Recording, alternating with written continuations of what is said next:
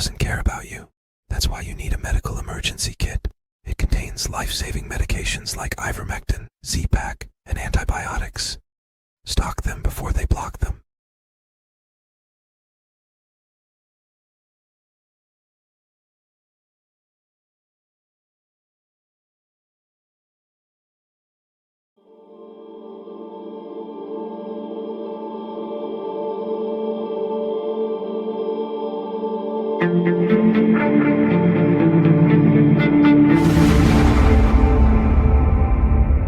Fontos béketerv, egy hatalmas lehetőség arra, hogy végre visszatérjen a béke Ukrajnába, de látszik sajnos, hogy a nyugat-európaiak már szívják magukat, és sajnos úgy látszik, hogy ismét azt tervezik, hogy megtorpedozzák ezt a béke megállapodást is. Ma Brüsszelben az álláspontunk szokásoknak megfelelően egyértelmű lesz. Minden európai politikusnak Brüsszeltől Varsón át Vilniusig az a kötelessége, hogy feltétel nélkül teljes erővel támogassa a béketervet. Az emberiességi és a józanészre alapuló szempontok is ezt diktálják.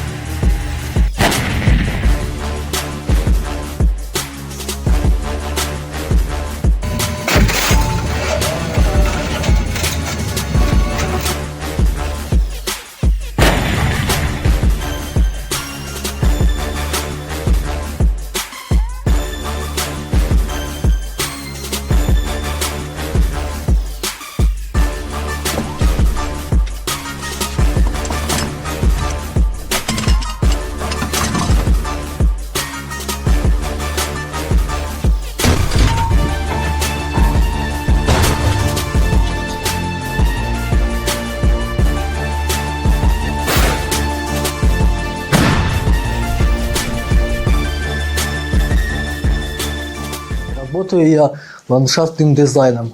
Ехал, последняя была точка. Повертал в город, они стояли. К машине менты, ТЦКшники, СБУшники. Повязали в машину в военкомат. В военкомате прошел медкомиссию.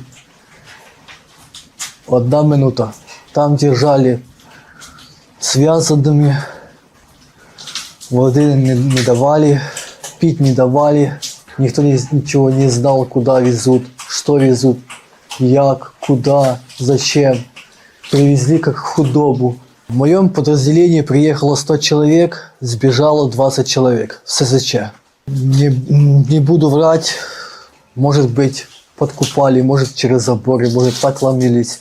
Я сидел 1,5 месяца, снабжение раз в неделю сбросят, там печенье, вода, бегаешь, ищешь по полям, как грибы. Неделя, 2, 3, 4, надоело. На командование выходишь, говоришь, смена какая-то там, ротация или там вывод. Ничего не знаю. Мы плюнули, самовольно залишили місце дислокації. Нас окружили з 2 сторін. Ми одного ранили, а моїх побратимів 2 убили. Боявся здатися, тому що плену. Чутки, типу, слышал, що убивають, б'ють.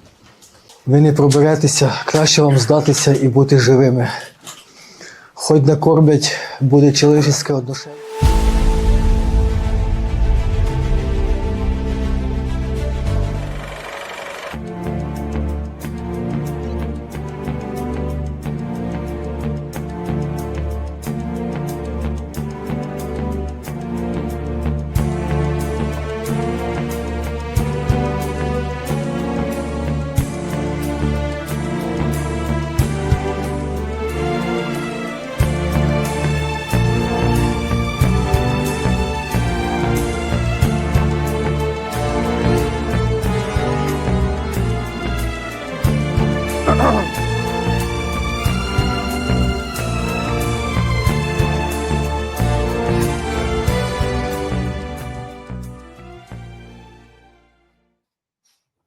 Welcome back to the SCIF. I am on the road, as you can see, out of the studio, and we will be trying to do this the best we can today. We're kind of producing on the fly, as we always do, as we're meeting sources on the road. And today is going to be a show because we're going to dig into what's happening in the U.S. military and in Ukraine. Are we near the end of the conflict? That is the question. We hope so. But there's a lot of noise on both sides. It looks like Trump is finally pushing for a resolution of this conflict, and we hope that he's successful. We're going to help him along that path. Want to say hello to the crew already going. Love it. Thank you very much. Check out onefinger.com as your daily aggregator after cdm.press. We're putting out a lot of content. We're getting stuff all night long. It's coming out, and we're trying to curate it and get the best stuff out there that you need to see and you need to know about. We will be in D.C. starting next weekend for the Media Week at the Pentagon, since we have been confirmed to have our Pentagon credentials. And so we will be working that on the fly as well. So we'll see how that goes, but kind of up in the air until we get more information on that. We're going to have Pete Blaber here in the second hour. Actually, we'll probably, starting at 11, Ukraine SitRep, always a good show, always good information. And Pete has really got it today. He's got some good stuff to bring on the war, on the front, on the European reaction, and all of that. And you saw in the cold open the European Hungarian foreign minister saying that Europe is going to push to destroy the peace plan that Trump has put together. So not cool at all. We've got a great show for you today. We're going to run through a lot of stories after the break. And then we have Seth Woodall in the second segment to talk about what's going on at DOD, because that's really serious as well. And you saw President Trump come out, and I'm looking forward to talking to Seth, because I want to talk about, as a former military officer, how this works and what the civilian legal side of this is, as far as seditious conspiracy and the legal, the legislation, the law, the code around that. So looking forward to that. We'll be back in a second. We've got a break coming, and then right after this, we'll talk with Seth Woodall.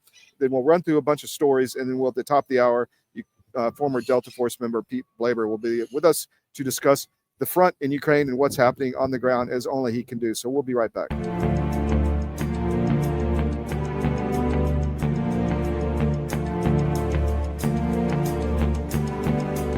Celebrate our newest launch, Rev 7. I'm bringing you an amazing introductory offer, plus an exclusive overstock sale that you're not going to want to miss. Rev 7 is our premium energy drink that tastes great and gives you energy all day with no jitters and no crashes. That's because there's no sugar and no caffeine. I'm so sure you're going to love Rev 7 that for a limited time you can try our 3-pack absolutely free. Or check out our Percale bed sheets. I can't believe I'm even going to say this. Every color, every style, every size, only $29.88. So go to mypillow.com or call the number on your screen. Use your promo code to save 20% on our Rev 7 12-packs, or try our introductory 3-pack absolutely free. And our Percale bed sheets, all sizes, only $29.88, even the queens and kings. Inventory is extremely limited, so order now. Pandemic, we can never be caught unprepared again. And so many Americans, when COVID hit, they had nothing in the house. Stores were shut down, and doctors' offices were shut down. And even if doctors prescribed drugs, hydroxychloroquine, ivermectin, pharmacists wouldn't fill the prescriptions. That was a nightmare. Now the situation is much worse. We have these horrible supply chain problems. In our emergency medical kit at the Wellness Company, we have 8 prescription drugs that are all potentially life-saving. Most people who died with COVID, they died in the hospital because they didn't receive early treatment. Every American family should have one of these.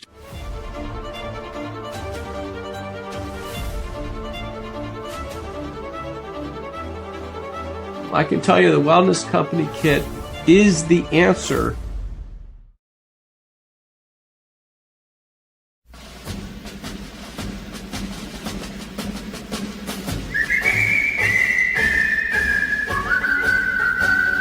When Johnny comes marching home again, hurrah, hurrah, we'll give him a hearty welcome then, hurrah, hurrah, oh, the men will cheer, the boys will shout, the ladies, they will all turn out and belong. So we're back on the SCIF. We're on the road, obviously, and we're meeting with sources. But we're going to talk about more of the DoD issues here with Seth Woodall here in a second. But I just want to say we're on podcast. If you missed the show, we're on any podcast provider and on Gettr, X, Rumble, and on YouTube. So second hour, we got Pete Blaber.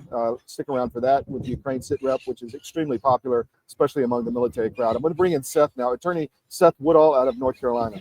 Seth, how you doing today? Appreciate you coming on. Yes, sir, Todd. Nice to be here.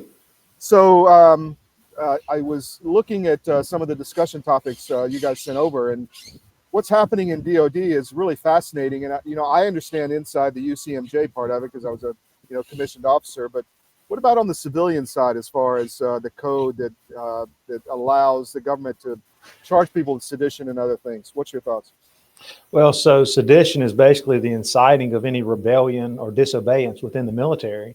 And what we've seen earlier this week and last week is members of Congress, members of Senate in the Democratic side have basically come out and said that you do not need, he's talking to military soldiers, you do not have to follow the orders of President Trump. Now, they say illegal orders, but some of these individuals have been pressed most recently this past Sunday on ABC about whether or not there are or have been any alleged illegal orders made by President Trump. And in fact, these leaders have said no, they're not aware of any illegal orders, which creates a lot of problems, a lot of confusion, and potentially danger within the U.S. military. So these acts, which President Trump have called seditious in nature, go right to the definition, which is basically asking that these military individuals, these soldiers, disobey orders of our commander-in-chief. And we've got to remember, President Trump is the commander-in-chief of all military officers, soldiers in the United States. So it's quite a dangerous narrative for the Democrats to spin. So do you think it's been successful, or has it backfired in what you're seeing in your circles as far as public opinion is concerned? I think it's backfired. I think the Democrats, and this just goes to show you, the Democrats will go at any length. They'll stop at no length to try to destroy anything that President Trump tries to implement. But what we've seen is that these 5 or 6 legislative members last week that came out telling the military to disobey orders, I think it's backfired. I think even within the Democratic Party, they see this as, questionable narrative again. So I don't think they've gained any traction.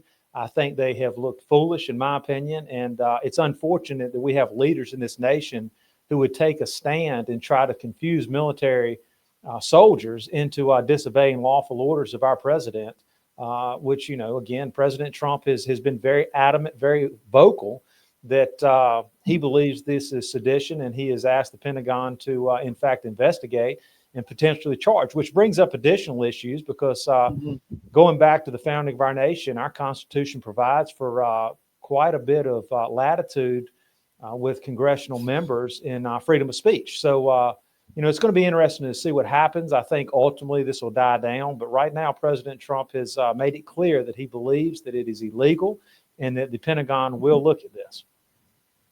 So I had read that the Department of War statement where they are looking at possibly bringing him, or Kelly is kind of the instigator, bringing him out of retirement, and so they can court-martial him, which is a different set of rules than the civil code, which I know you're not a a military guy, but is there a history of seditious conspiracy charges in the military? I don't want, not on the military, but on the civilian side. I don't want to put you on the spot, but do you know of any successful cases?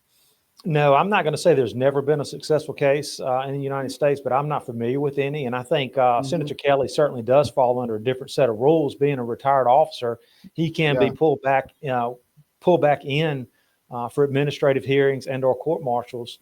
And that's what we're seeing right now as far as what the Department of War is saying they're going to do. Yeah. Let's move to some other issues on accountability. What are you seeing with the DOJ and its investigations of a lot of these people who are accused, trying to run a coup essentially in the U.S.? You've got Comey, for instance. What do you think of that case? Well, so, what we've seen over the last 4 or 5 years is just a complete weaponization of the Department of Justice. And now, turnabout is somewhat fair play. I hate to say that. But, the Department of Justice under Pam Bondi currently is investigating Comey and a number of other individuals, for actions or illegal. These are individuals who absolutely 100% lied, created scenarios, created narratives, controlled the media, had our president, our former president, charged with 34 felonies that appear to be all made up. And it was simply for political gain, which goes back to what I said a few minutes ago. These Democrats will stop wanting to stop President Trump. Totally agree. So is there anything else you wanted to get out, Seth? Those are the main points I wanted to ask you about. No, I'm here to answer any questions. Glad to be here. But, I'm hopeful that when you start talking about accountability, I think that the nation as a whole has lost accountability over the last, at least the last 2 or 3 presidential terms. And, I think it's time that we get back on the right track, that we know there's a higher power and somebody looking over us, and let's hold ourselves accountable. Let's hold others around us accountable. Let's try to get this nation on the right track. Seth, thank you very much. Seth Woodall from North Carolina, attorney Seth Woodall. Take care. Thanks, Todd. You bet.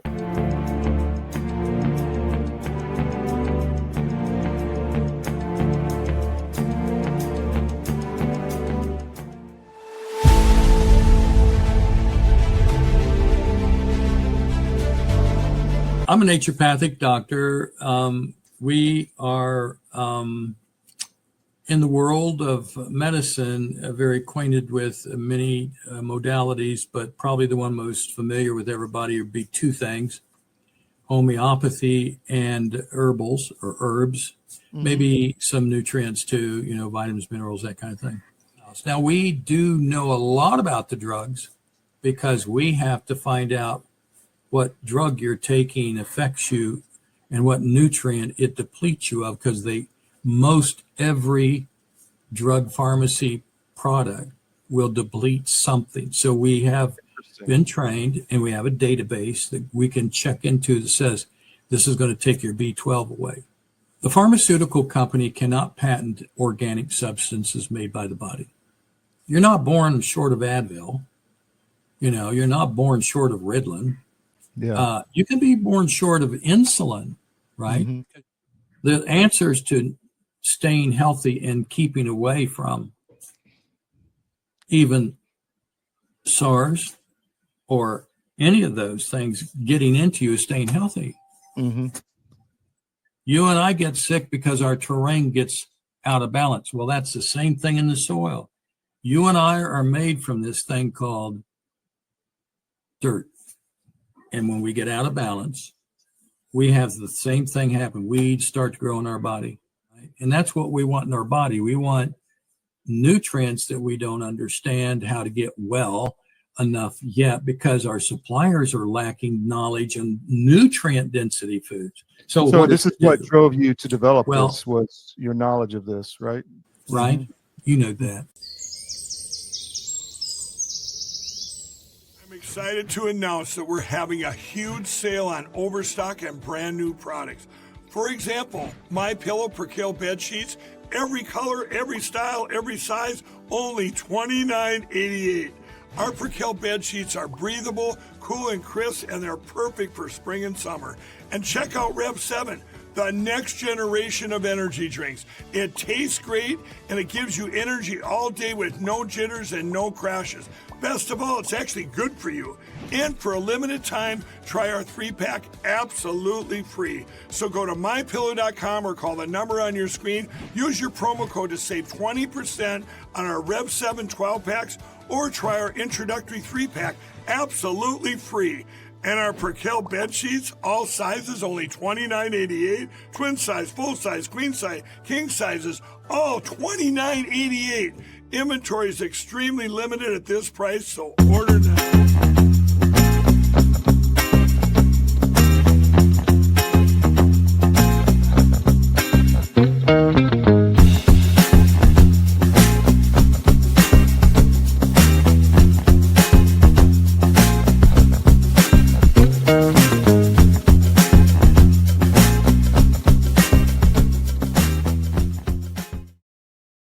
Welcome back to the SCIF. I'm on the road, not in the studio, obviously. So thanks for hanging with us today as we manage to get through this show. I want to talk about a few stories now. Here's the first one. The UK, they've learned nothing because they would do it again. And we're talking about the COVID and the entire propaganda system that is going on in the UK. And the putting people in jail for Facebook posts, just complete tyranny. And it's really not going well in the UK. We've we've made it clear that we think the Trump administration should back away from Europe, especially with what possibly will come in the Ukraine war, where they will try to keep the war going. We don't agree with that, and the UK, in our view, maybe doesn't have the will to survive, and it for sure won't look like what we remember as the United Kingdom. So we're in a new age, guys, and how we deal with this as our own hemispheric defense is a big issue, and we're going to have to deal with it because NATO, what is NATO for? That's the big question. Next story. We talked about this one yesterday.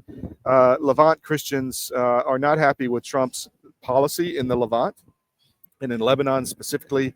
They're taking care of all interests except the Christians, and we think that that is not or should not be the case, and that the Christians should get at least a bully pulpit to talk about their issues, security issues, their issues with other minorities coming into their country, refugees, immigrants, illegal immigration, even paid immigration by the UN, which is destroying really the only Christian community left in the Middle East. And we want to continue to highlight this story because we don't think it's okay. And you're going to hear more about that with us from the SCIF. This one, let me bring up another one. Hold on one second.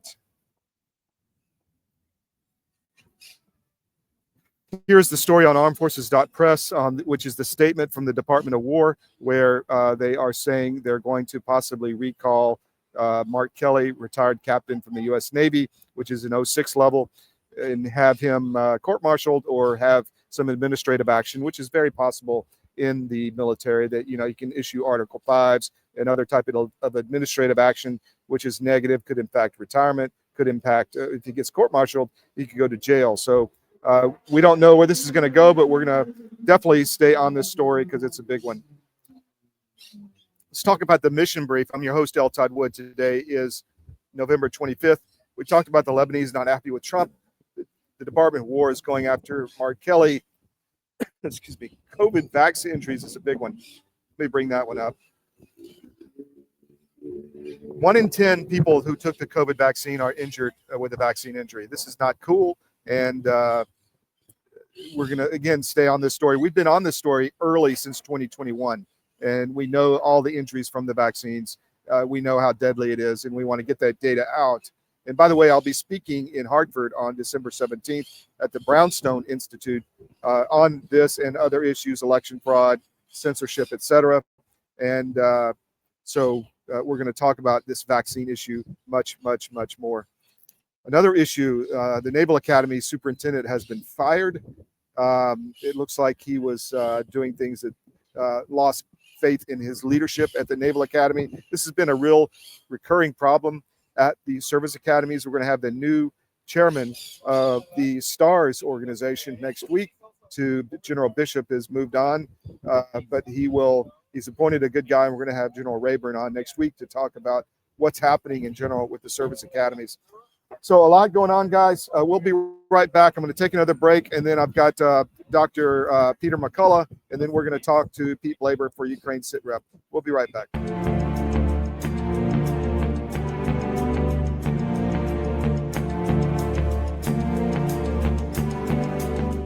Well, in the case of hydroxychloroquine and ivermectin, these are two medications that have been FDA approved for use in humans for decades. They are very, very inexpensive. Interestingly, available over the counter in almost every other country other than the US and Canada. You can just walk into a pharmacy and buy them like we buy Tylenol in much of the world because they're that safe. And we've known for decades that ivermectin has very strong antiviral properties. It has anti-inflammatory properties, and both ivermectin and hydroxychloroquine are what we call zinc ionophores. They help to move zinc from the bloodstream into the cell, which is where it needs to be in order to fight off a virus.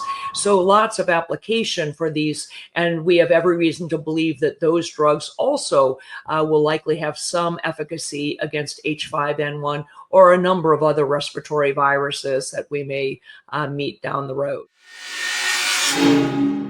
If you haven't noticed, gold has reached a new high, all-time highs actually, and keeps going up every day. Why is that? It's because precious metals are a long-time historical store of value. And if you own a portfolio and you have assets in the fiat currencies, i.e. stocks, bonds, cash, or whatever, you're vulnerable to hyperinflation, which is coming as our debt explodes another trillion every 90 days. It's really scary. So how do you protect yourself?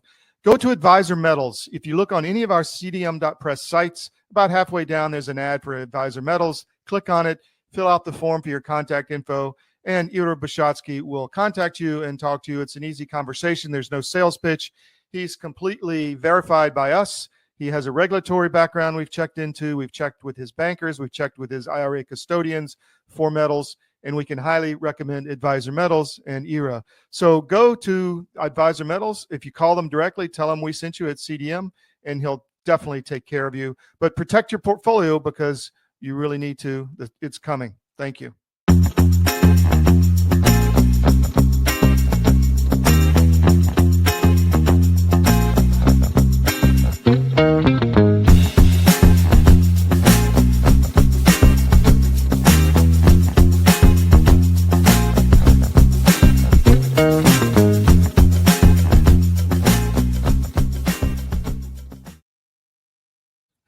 Welcome back to the SCIF. I wanted to talk about this story that I wrote on Ben Harnwell at War Room. I debated this a long time, but I went ahead and put it out because two things kind of bothered me. One, he's very much against the 28-point plan President Trump is trying to do to end the war. And I understand his objections, that there's grift, that there is, corruption, and that the rebuilding of Ukraine is going to be expensive and the American security guarantees. I get all that. But these people are dying, and we need to end the war. And I'm willing to give Trump the benefit of the doubt of what he needs to do to get this war ended. So we're losing 9,000 guys a week on the front in Donbass, not including the Russian side, which we'll talk to Pete Blaber about. So, I wanted to highlight this, that he's against the war ending under Trump's plan. And he was also very much against the when I came out for possibly setting up a Christian state, or at least a bully pulpit to work with the Christians in Lebanon. And I was on War Room a few months ago, and I got mocked basically for even bringing it up by mainly Ben, but Steve a little bit too. So, I was quite disappointed in that. And I'm just asking a question. Why are you against these Christians, stopping the killing of Christians in Ukraine and setting up a Christian state in the Middle East? So I just wanted to highlight that story, and we'll talk about that again at some other point. Now, I also have a story an update on a story which I just got from a source who's listening in the Annapolis area, that the superintendent was fired due to being filmed in a bar, possibly, allegedly. That's the rumor going around, that he was filmed in a bar by one of the female cadets. And there's been other incidents at the U.S. Naval Academy that haven't been good recently, with the shooting incident affair, which really wasn't a shooting incident. The comms were really bad, and the PR was really bad. So it looks like it was just a culmination of a lot of things that the command no longer had faith in his ability to command the Naval Academy. So with that, we're going to go to this story. Actually, this interview we did recently with Peter McCullough. I played it once, but I'm going to play it again because it's really important. So here we go.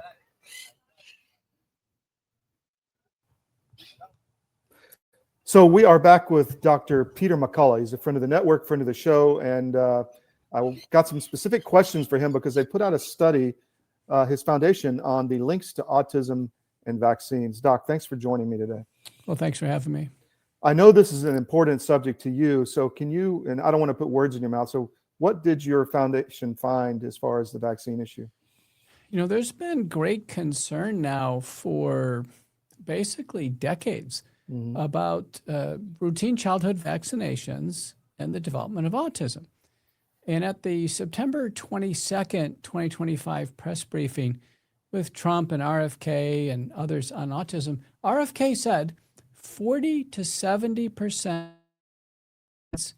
believe their children's vaccines were related to the development of autism. The kids were born normal, and in fact, they took a big bundle of vaccines and they were forever changed. So, you know, this has been out there for the longest time. The Institute of Medicine reviewed this in 2004, and it limited to the MMR vaccine and said, listen, it's just, at this point in time, it's theoretical. There's nothing conclusive. But they encouraged more research. So did the CDC. Meanwhile, the HHS has had an obligation to do a vaccine safety report to Congress and a biannual report since 1986. HHS has never produced even a single report. The Institute of Medicine and CDC never came back and revisited the 2004 papers. So McCullough Foundation received an independent grant, and we basically did a giant review, something along the lines of the Institute of Medicine. We had 82% more information because more time has gone by, and it was conclusive. The majority of studies now do point to the fact that combination vaccination in a susceptible child probably triggers autism. Wow. So as a minimum, it's very easy to do is to stagger these out, right? As far if you're going to take all the vaccines. Well, I mean, certainly more research needs to be done. There are predisposing factors. We'll get those out there. Older parents, common genetic variants, preterm exposure to drugs. This was pretty big. Antipsychotics, anti-epileptics, antidepressives like SSRIs, SNRIs, you know, something where the baby's exposed to this every month during pregnancy. By the way, Tylenol did not shake out at all. So that's been excluded. I think people were misdirected on that. And you know, and that press briefing where they had comments on Tylenol, I think HHS is going to come to regret those because really, because I've heard that from other doctors as well. Yeah, I mean, I was watching the CNBC, you know, the stock market report, and they were talking about the company Kendall that makes Tylenol, and all the experts were saying that they're going to have a heyday in court against the government. So wow, yeah, it just was unwise to say that because it's the only safe drug we can use during pregnancy, and you know, taking a capsule of Tylenol can't possibly be related to anything 4 years later. So why do you think they did that? That's interesting. I thought they, you know, remember RFK said, oh, we're going to have an answer on autism by September. It was getting towards the end of September and they didn't have an answer. So I think they felt pressured into saying something. And it was, wow. Well, that's not good. Yeah, it's not good. And, you know, none of them are doctors with medical authority. They should have just said, listen, you know, we're not ready. Wow. That's really interesting. Yeah, so the McCullough Foundation report was sent to all the government officials and they can digest it. I encourage the government to do their own report. They can do their own, they'll do the same literature search algorithms, the same work we did, and see what they come up with. And, you know, ours, we have every paper. We don't think we've missed any. And let them do their own report. I mean, the CDC, Todd, has 12,000 employees, a ton of MDs and PhDs and MPHs. They got $9 billion. believe me, they have the resources to do an autism report. Well, It is a crisis, right? I mean, 3.2% of the kids has profound autism. I just had a mother in my office. She brought in her son with autism. He looks to be about 30 years old. You know, he needed constant attention in the office. This is really going to be an existential crisis if we don't get a handle on it. But combination vaccination, the majority, 79% of studies showed combination vaccination was a modifiable risk factor for autism, meaning that if we lessened the vaccines, we could lessen the rate of autism. So, given the decades of rising rates of autism, why is there so little interest in the medical establishment to turn into finding out what's going on, in your opinion? You know what? It's almost as if they don't want to know. It's almost as if they know this is iatrogenic, which means that we're causing this. But you're right. If the medical community in earnest didn't recognize vaccines as a potential etiology, you're right. They'd be studying everything, because it essentially was 1 in 10,000 when I was a kid, and now it's 1 in 31. They'd be studying everything. There would be alarm bells going off. There'd be clinical trials of drugs to treat it and all kinds of things. Instead, autism is completely ignored in terms of research into the origins of it, and it's ignored therapeutically as well. The government has done no large prospective studies. Is that for the dollars or behind all this? Is that the main reason, do you think? Or I think it's this intellectual commitment that our government agencies have towards vaccination. Yeah, interesting. And so if they do have a vaccine side effect that's brewing in the background, they're going to ignore it. Wow. So the wellness company's been one of these companies, and that's why we work with you, to kind of explore our alternatives to big pharma and the establishment.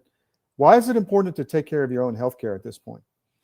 Well, we just outlined it. The government is not the mother or father or big brother. Government's not going to do it for you. And people need to do their own research. They sign up for the wellness company. You get a newsletter every couple days. It's bringing you all the evidence and the linkage. They frequently feature focal points, which is written by my staff at McCullough Foundation.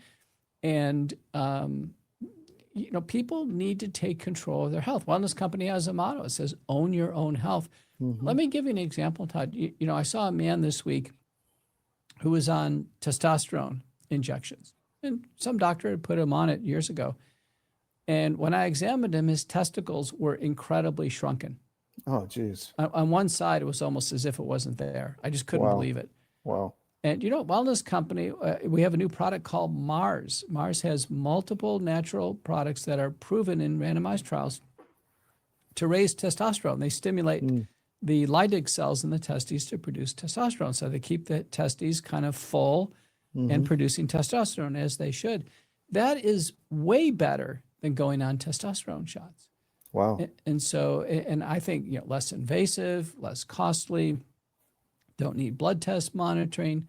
So why not go on Mars? Men who are kind of slipping in their libido, energy, muscle mass, go on a natural product. Any single ingredient may not be enough, but at the wellness company, we combine relatively high doses and multiple products, multiple ingredients in a single capsule. So you really get a bang for your buck. Yeah, there's a lot of guys kind of self-medicating on the testosterone. I've ran into a lot of them and they want to bulk up or whatever. Maybe they're 50, 60. So that's a thing out there for sure. That's an interesting product. I got to ask you this, because I was in the military. I jumped out of airplanes. My knees are all screwed up, and I saw something that really piqued my attention.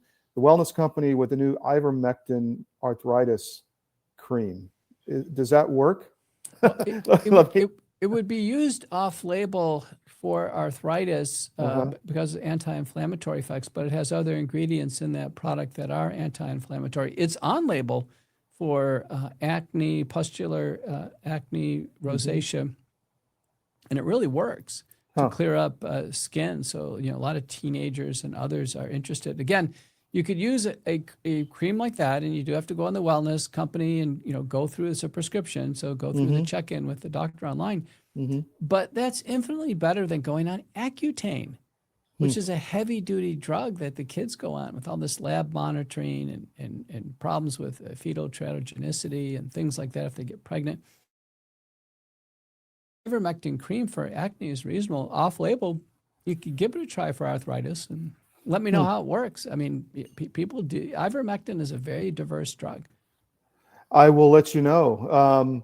It's also been reported to, in addition to all the other, things it can do, it may be helpful with cancer. Am I right about that? Or some types of cancer? There's more and more studies, preclinical studies supporting it. Lots of case anecdotes. Probably not all cancers, but we hear good anecdotes, prostate cancer and others. And so this is now in a randomized cancer trial. Now it's added on into pretty advanced cancer, and it's a small study by UCLA Cedars-Sinai, but ivermectin has made it into the medical establishment clinical cancer protocol. So that's good to see. It's really interesting. I saw a study the other day that was, I just dropped my train of thought, what you were talking about. But anyway, what else at the wellness company is going on right now? Well, a big focus on weight loss. So there's been some reports. Now, obesity, by the way, looks like it's crested in the United States, could be on the way down. About 6% of Americans are currently using Ozempic-like drugs right now. I saw an advertisement for Serena Williams on TV, and that she lost 36 pounds. I didn't think she was heavy to begin with, but grossly overused. I had a woman in my office yesterday. She weighed 126 pounds, and she was taking shots. And the problem with the shots is they've been associated with pancreatitis, constipation, medullary C-cell tumors on the thyroid. The topical applications are invariably way safer. And so at the wellness company, we have a semaglutide spray, a semaglutide spray, which just works to curb appetite as a quick pump in the mouth. And then we have drop, which is retatrutide. That's for more significant weight loss. And this is a great way to do it, I think, more safely, self-controlled. You're not committed to once weekly shots. Now, I've had one patient in my practice. She did excellent on diet, excellent exercise, and she used drop over a considerable period of time, but she's lost 90 pounds, which is terrific. That's not small. So you hear a lot about the Ozempic face and things like this, where I don't think it's like a drooping face. Or have you heard anything about that? I mean, I've seen articles on that. Right. And people have said Oprah Winfrey has Ozempic face, for instance. And you can see images on Google Images of this. What happens with normal weight loss is that it's slow, and when you lose weight, it's about 75% fat, 25% muscle. With Ozempic weight loss, it's faster, and it's about 60% fat, 40% muscle. And it seems to be a predilection for losing muscle in the face. So the muscles in the face give the contours of our face. And so Ozempic face is a relatively permanent change that happens. Now, thankfully, we haven't seen that with the semaglutide spray or the retatrutide drops at Wellness Company, probably because, they're less invasive. But people need to be aware of that. Have you seen, Todd, have you seen Mike Pompeo? Yes. He's the poster child. Yeah. I mean, you can't recognize him. There is a karma. There is a God. I'll go into that later. But so I know what I was going to ask you about prostate cancer. I read an article, a really interesting one, that said, and you may not want to comment on this officially, but that there really was never any need for all these surgeries, and that waiting it out is much better. Have you seen any evidence on that? It depends. There's always been a tract for prostate cancer called watchful waiting. That's always been there. And then radiation therapy with what's called ADT, androgen deprivation therapy, and then radical prostatectomy. And most of us are going to get prostate cancer, and you're going to pick one of those strategies. I think older in life, a low score on aggressiveness, and prostate cancer is graded 1 to 9. It's called the Gleason score. So like 0 to 3 Gleason score, older age, watchful waiting. Just, Yeah. just you don't have to do anything. It's probably not going to influence you.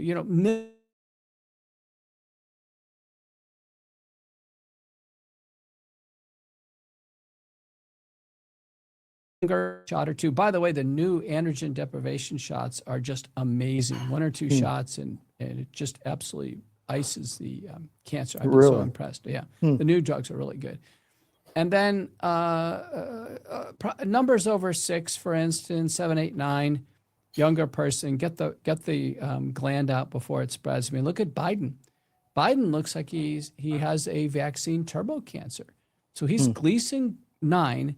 And by the time they detected it, it's already spread to the bone, probably the pelvis and the lumbosacral spine. Wow. On that issue, have you seen, have you been focusing at the foundation on studying the turbo cancers at all? Or is that not? Yeah, we have. We've had one of my patients who developed a vaccine turbo cancer, and he's part of a small series. And indeed, it looks like Pfizer has integrated itself into his DNA, or at least part of it. Wow. So it's very, very disturbing. Anything else, Doctor? I appreciate your time, but that's the update. I encourage everybody to go to Focal Point's Substack, read the McCullough Foundation report on autism. It's been sent to all agencies and federal officials. It's going through the peer-reviewed process now. It's received very good feedback because it's so comprehensive, so heavily cited, the evidence tables and figures. Now, we have received some attacks. It's interesting. There's been some ad hominem attacks from trolls, people we don't even know if they're doctors or not. There hasn't been a single qualified or authoritative doctor who's questioned the data. None. Zero. Wow. Just some ad hominem attacks. So I think that should tell you something. The chiefs of pediatrics and chiefs of medicine, public health agency officials, they are quiet. You could hear crickets right now because they know they've got a public health disaster on their hands. Really interesting. Doc, thanks for your time. I know you're busy. Okay, Todd, thanks. Until next time. Take care. Bye-bye. Bye.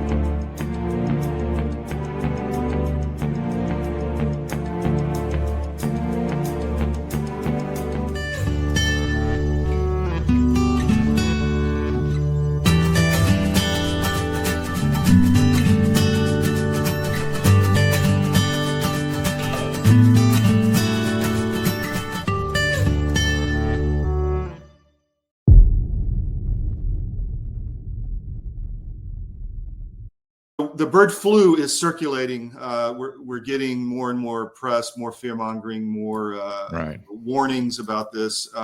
First, let's start with that. What say you on? Well, what I say is it specifically is not circulating. It's in animals. There's 1 human, maybe 2 transmissions, no human-to-human transmission. And stand by, everybody. If there is some sort of sudden human-to-human transmission, you should immediately be suspicious that gain of function was involved with that. Just the fact that they're taking an animal virus and going nuts on it in the press and talking about it all the time, that to me leads me to believe that they have concerns that somebody is doing something with that virus, because this would not happen naturally, in my opinion. Our world is changing rapidly. Many crucial systems we depend upon are collapsing. And the most important system that is failing is the food supply. Mr. President, this Council is more than aware of the multiple challenges and threats the world is facing today. But the threat of famine, people starving slowly to death, must be a red line. These food prices are going to keep going up and up, and they're going to keep feeding excuse after excuse, narrative after narrative. Yeah, you're going to have to get off that treadmill and start getting more autonomous with your own food growing. You want to make sure that you can eat, because frankly, food is the biggest issue as we are going through these transitions. But amidst the chaos, there is a path to resilience. Marjorie Wildcraft is the female leader of the survival and preparedness movement. Marjorie has taught millions of people how to grow an abundance of food in a grid-down situation, even if you have no experience are older or out of shape. I've spent decades finding the fastest, easiest, and funnest ways for the average person to be able to grow a lot of food. I've created a step-by-step process that's so simple that even kids to elders have been using it in order to grow a lot of their own food. And you can too, even if you have no experience, you're older, or you're out of shape. Growing your own food is like printing your own money. Get started today.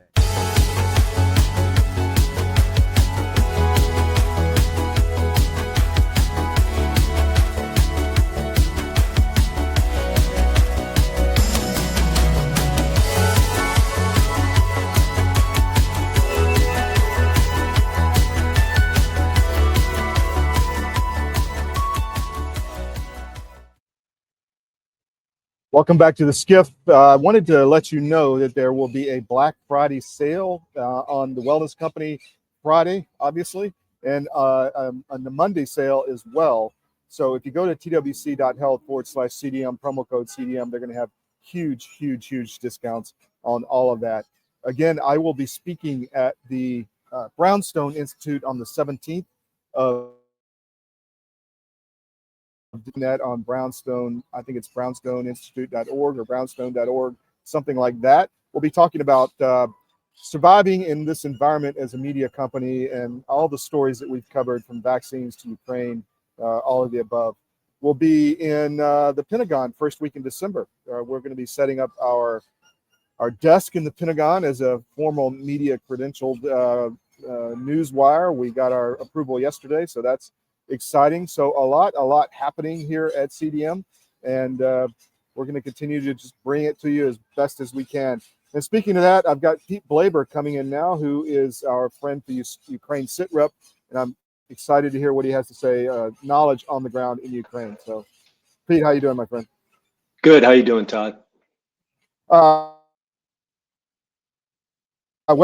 I've got a lot of videos and a lot of screenshots for you. So I think you wanted to talk about the combat first.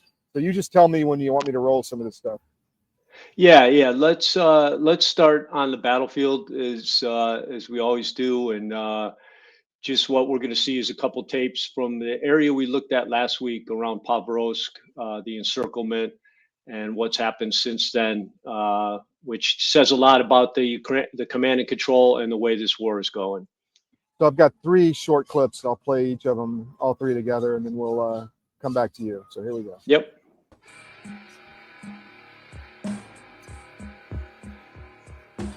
So this is the results of one of the Ukrainian counterattacks. Again, a desperation move, much like the air assault we watched last week.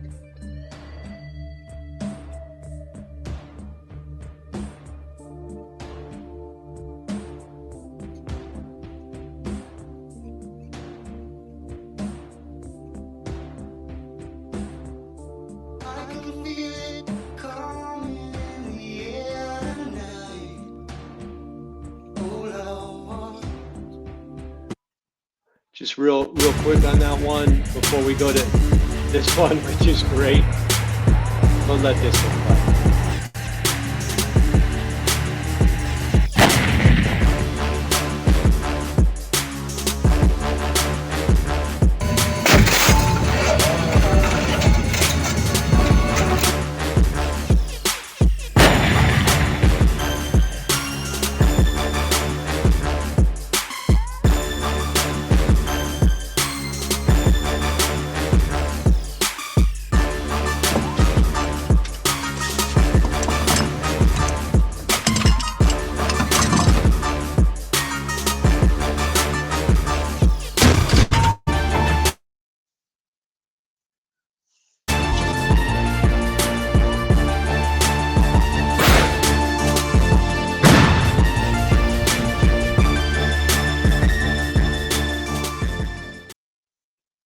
Go ahead. You wanted to say something, Pete. Yeah, just so on the first one was a counterattack outside Pavrovsk, and you remember what we talked about last week, that, this was not so much a tactical failure as a command and control failure, and by the Ukrainians and by Zelensky and Syrskyi themselves.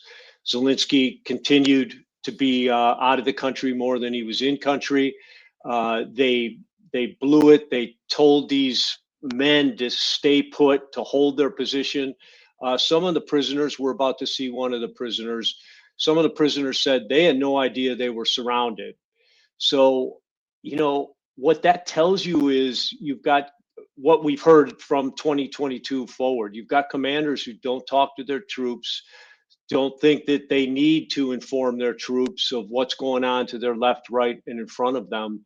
And that is part of how they got caught up in this cauldron with, we're not sure how many men are in there. We believe there's still a couple of thousand in Mironograd, still trapped in there.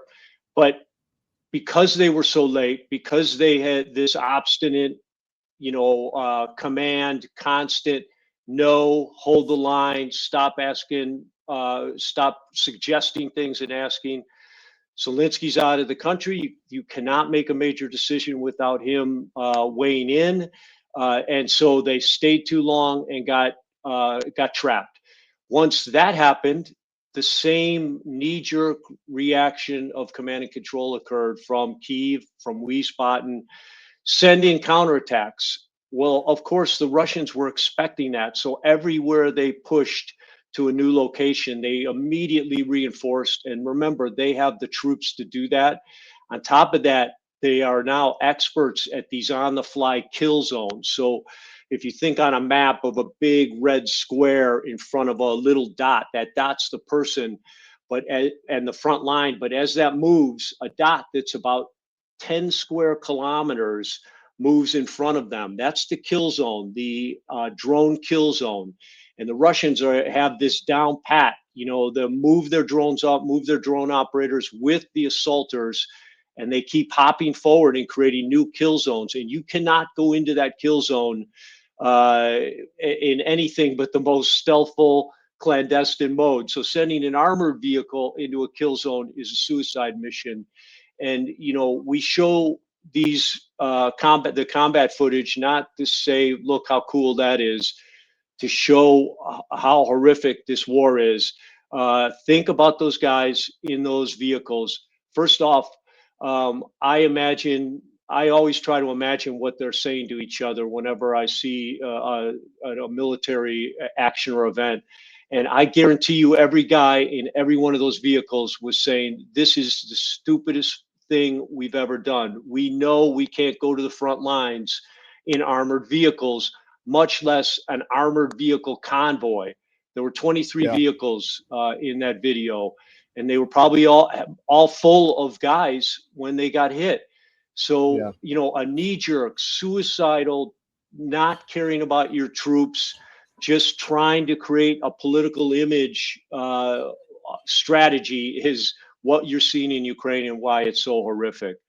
So, and then the next one, go ahead. I was just going to say that it just reinforces my belief that they don't really care about the Ukrainians. It's a depopulation exercise, but that's, another podcast. Well, there's no doubt they don't care about the Ukrainians, those who say that, that's a common theme we're about to get into, because we're going to go to the peace talks and the efforts to stymie, to thwart, to change, to throw out the peace talks, to sabotage them again, is full-fledged underway. And again, those guys who, the Europeans, the influencers in the US who are saying, throw this out, keep the war going, you need to look at that videotape of those guys who were just slaughtered. And that's going to get worse, because Ukraine's all the way on its heels. From the ground, this comes from the ground yesterday. What's happened to the Ukraine military now is similar to what was going on in, for instance, the US military in Vietnam during the Kissinger talks. It was already a hugely unpopular war, already forcing people to go serve who didn't want to serve. And once they see the peace talks in full up progress, every guy on the battlefield, every soldier begins experiencing what's called the last man to die syndrome. No one wants to be the last man to die in a senseless war. And so you're already seeing that on the Ukrainian side. The desertion rate has gone up. The just motivation to fight continues to sink and go down. And again, it's not getting any better because guys continue to die. We had another body exchange last week. It was 1,300. The Russians gave the Ukrainians 1,300. The Ukrainians gave the Russians 29 back. So you're seeing this same thing over and over, but we're just deluding ourselves into when we believe these globalists. So let's go to the peace talks. The one with the EU and clown suits? If you go to that one, that shows their 4 points they're fighting right now. Let me see if I can find that one. If you don't have that one, the Hungarian, Which Prime one Minister. is that? That one's good because I like what it says down on the bottom. It should be painfully clear the greatest enemies of Ukraine are those who pose as its supporters in the West. It has always been that way. In any case, those who display Ukrainian flags in their social media profiles consciously or unconsciously root for complete destruction of Ukraine. And a lot of people have been saying that, and we're not criticizing you if you've got a Ukraine flag in your front yard. We're trying to educate you for what you are inadvertently doing with that Ukraine flag without understanding the conflict at any level. I'm just going to run through these and you can talk about them. Sorry if they're out of place, but this one is from MERS. Yeah. So again, MERS, there can be no peace plan for Ukraine if we, okay, let's unpack that, do not give the go-ahead on issues concerning European interests. That one should be etched in stone for history. And that's what it's about, folks. That's why the EU, keep going, Todd. There should be, there's also one on stock prices for European. Sorry, here's your 4 points. I didn't get the clowns though. Yep. That's okay. We don't need it. So proposals to recognize Russian sovereignty over Crimea, Donbass, and other territories. We'll talk about that. They're against that. They're against Russian sovereignty. Possible reduction of the Ukrainian army, the issue of security guarantees, and the issue of frozen Russian assets. So these are the things, and every one of these you can even though they're only 4 or 5 words, you can read through them right off the bat and see they're all about Europe and Europe profiting, Europe not being proven to be the ones who were wrong the whole time and who wasted their already depleted reserves on this Ukrainian war instead of on their own countries and their own. It's just more and more obvious that they want a war to do something. It has nothing to do with Ukraine and Russia. Well, it may have to do with Russia, but it's not about the security of Europe either. It's something much more diabolical. Let's look at this one. Sorry, I can't read that. Can you see it? So this is just we've talked about this. It's good to put this up. These are Ukrainian soldiers, and we've read prisoners of war accounts of the training. Now these are non-POW interviews. So programs organized by Europe failed to prepare the Ukrainian armed forces soldiers for real combat conditions. And this is from an article from a military history professor, lots of examples. And of course not. You think about what they were trying to teach them. These non-combat experienced European militaries, even when you have combat experienced people in your military, there rarely are the trainers that get set to train foreign militaries. If you're lucky enough to have something like Special Forces A teams with senior guys who undoubtedly have been in past events, have been all over the world training foreigners, and who understand that many foreigners know more than they do about how to fight. A good example is the jungle. When you train guys for the jungle, they can move further, farther, and fight harder than you can because they're used to it. So you know you can learn from them. But that's just another example that things gone wrong from the beginning. This is just a prisoner talking about some of the common themes we've been sharing with our viewers. So this guy was in Pakrovsk, the Pakrovsk area, and just some of the things he said. I was at the position for a month and a half. Supplies were dropped once a week, so all of these frontline troops, Ukrainian troops, get supplied by drones. So there were gallets and water, and we're running around the fields looking for it like mushrooms. I like that description. 1 week, 2, 3, 4. I was sick of it. So imagine 4 weeks. And folks, every day you wake up, imagine waking up with, in this surreal environment where trees look like splintered matchsticks and you've been bombarded all night. You're still being bombarded and you're just waiting for when the ground attack is going to happen. It's terror. It's unmitigated terror. Yeah. So that's why we unauthorized and left their positions. So abandoned again on the battlefield. So I have the video of the Hungarian minister, but it's not in English. And then I have the video of the POW and then one more combat video. Yeah, let's just wait a second. You can put the Hungarian picture up. And again, he's just making a point. Sorry. Yeah, you don't need to play it. Yeah.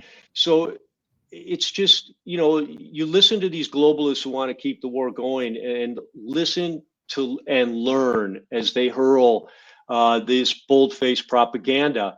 And we know anyone can be misguided or misled by propaganda. However, when you see the reality of the situation over and over, once an incident, twice a coincidence, 3 times a pattern, it makes sense to dismiss these globalists, to dismiss these sources of information.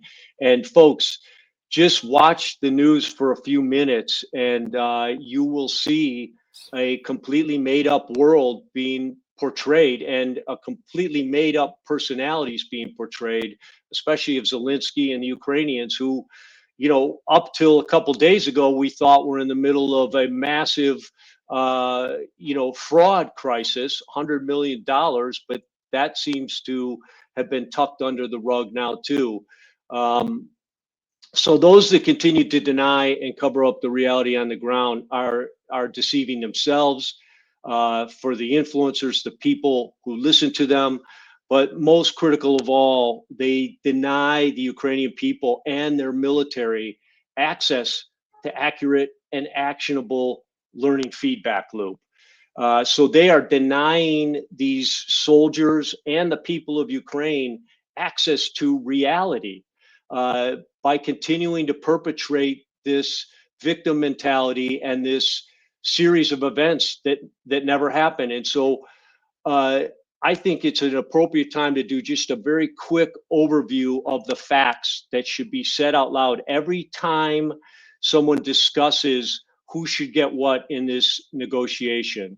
So very quickly, the Ukraine war started in 2014 when the Obama administration and the EU partnered with Ukrainian politicians, George Soros, NGOs, and the ultranationalist neo-Nazis to foment dissent and violently overthrow the duly elected president of Ukraine, Viktor Yanukovych. So that is a fact. That's in history. We've got recorded phone calls. We've got communication from the CIA and State Department. That's a fact, and no one disputes that. And then in the weeks and months that followed the regime change, those ultranationalist neo-Nazis effectively controlled 5 ministries of the government, including the Ministry of Defense, and $1 billion in cash from the USAID slush fund. So, with USAID slush fund, the neo-Nazis were empowered and enabled to attack the ethnic Russian people of Donbass. And from 2014 to 2022, over 14,000 ethnic Russian citizens of Donbass were killed at the hands of the Ukrainian forces. And folks, that's the battlefield that we're talking about. Everybody, the battlefield has been fought on terrain that is populated by ethnic Russians who were being killed by the Ukrainians.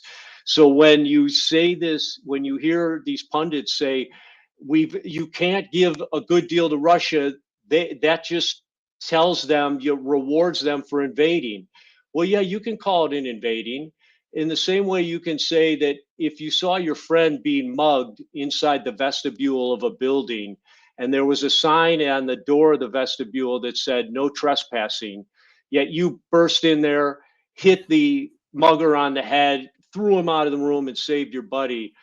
Did you just trespass? Well, I guess technically you did, but you trespassed for a reason, and any judge would understand that. It's the same thing with what happened with Russia.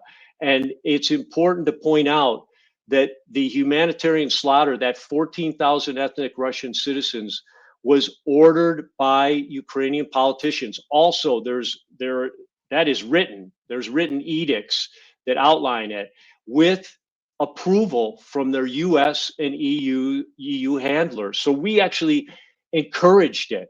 And just very quickly to end it, to show you how bad it was.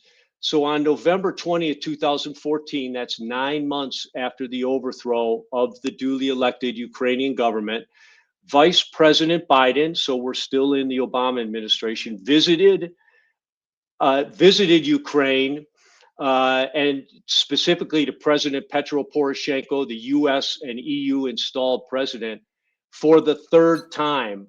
So get this, in November of 2014, we're not even 9 months, we're 8 months since the overthrow.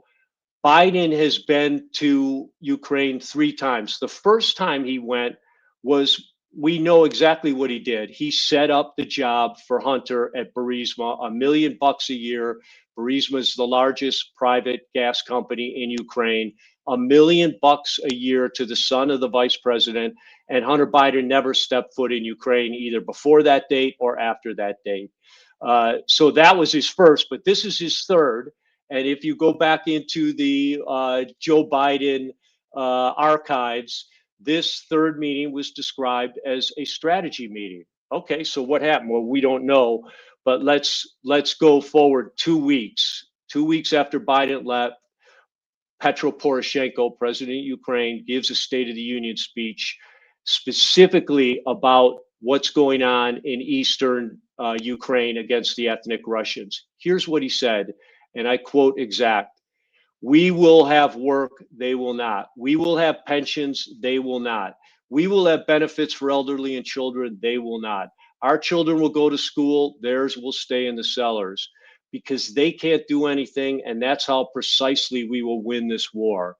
In addition, he approved the outlawing of the use of the Russian language and began the efforts to outlaw the Russian Orthodox Church, which you've been all over from the beginning. So, folks, I'm not sure there's ever been a bigger or more despicable humanitarian war crime than what was done to the ethnic Russians for the next 7 years. And just so everyone knows, the UN Human Rights Charter refers to the Universal Declaration of Human Rights adopted in 1948, which outlines the fundamental human rights which are to be universally protected. And it serves as the global standard for freedom and equality, affirming that all individuals are entitled to the rights of life, liberty, the pursuit of happiness, along with freedom of speech, freedom of religion, and government representation without discrimination.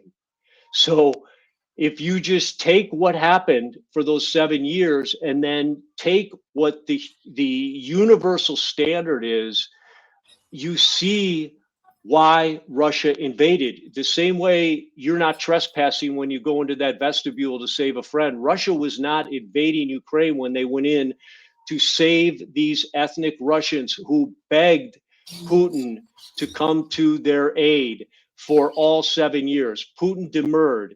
He was super conscientious about believe it or not, provoking NATO. He wanted to find a solution. He couldn't believe no one would talk to him. So at the end of 7 years, he was at wit's end. He's got ethnic Russians begging him. There, you can see on video, and folks, as I've mentioned before, you can still see these videos. Go back to whatever your favorite search engine is. Search, go in for 2014 or 15 and go to Donbass. And Donbass is, just so everyone knows, stands for coal, Bas stands for basin. Donbass is the coal basin, which consists of Luhansk and Donetsk oblasts. Both of those oblasts voted to be part of Russia. So the other thing you don't hear people saying, when we showed you those 4 points that the Europeans are fighting, one is giving up Donbass in Ukraine. Well, Donbass in Ukraine, the people have a say. They voted to be part of Russia, not because Russia has a better Olympic team, but because Ukraine killed 14,000 of their colleagues, their neighbors, their family members, outlawed the use of the Russian language, outlawed the Russian Orthodox Church, took away their pensions. So whenever you hear this about people immediately fleeing to Russia, Russia paid the pensions and has been paying the pensions of the Donbass retirees since 2023. Everything about this needs to be said out loud, needs to be brought to the forefront, so that as we go through negotiations, people know why we're doing what we're doing, and we don't pivot off these outlandish lies by the propagandists that, you saw guys like Mers spitting out all over the place. They think you're too stupid to go back in and understand history or understand what just happened 11 years ago, and is on any search engine. Again, you can watch videotapes of it. You can listen to Victoria Nuland and the U.S. ambassador of Ukraine talk about overthrowing the government and who they're going to install. So all this needs to be brought out. All it needs to be refreshed, and then we need to allow these peace talks to go. We need peace. We need to stop the horrific killing and rebuild Ukraine and Russia, normalize the relations, and end the threat of nuclear war. Pete, well said, man. I just let you roll because you were definitely on it. So very good, very good. Well said, and good history for the whole thing. And we'll get this out. Is there anything else you want to get out today? No, I think that's it, man. Yeah, thanks again, Pete, for the insight, and I hope our audience understands they're getting the real deal. Thank you, Pete. We'll see you again next time. You bet. Take care, Todd. Bye-bye.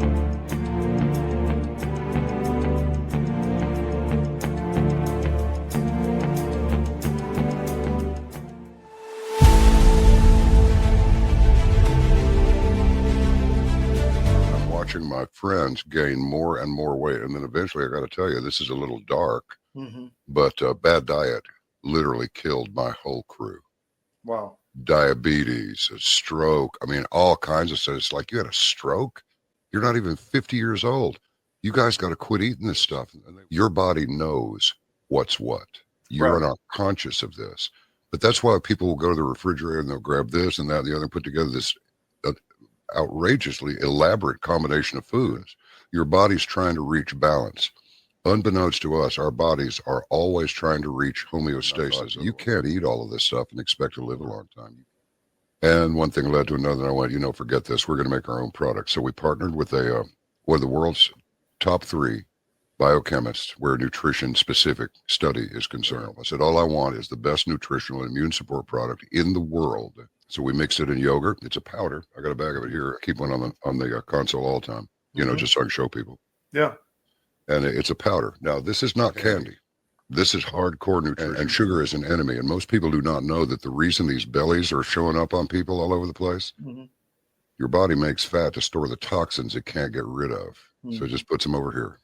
But I can tell you this, you take this for 30 days and then lay off of it for 2 or 3 days, and you'll go, good grief, give me some more. Skin, nails, hair growing back. Cut yourself and it heals in half the time.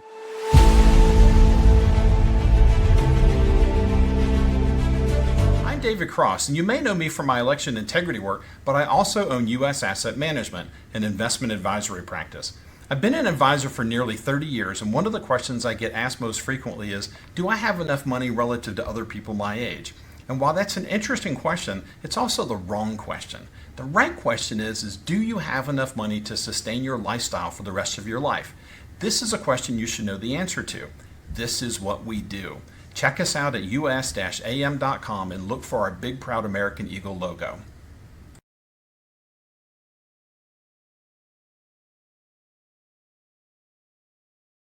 We have foot, slog, slog, slog, slogging over Africa.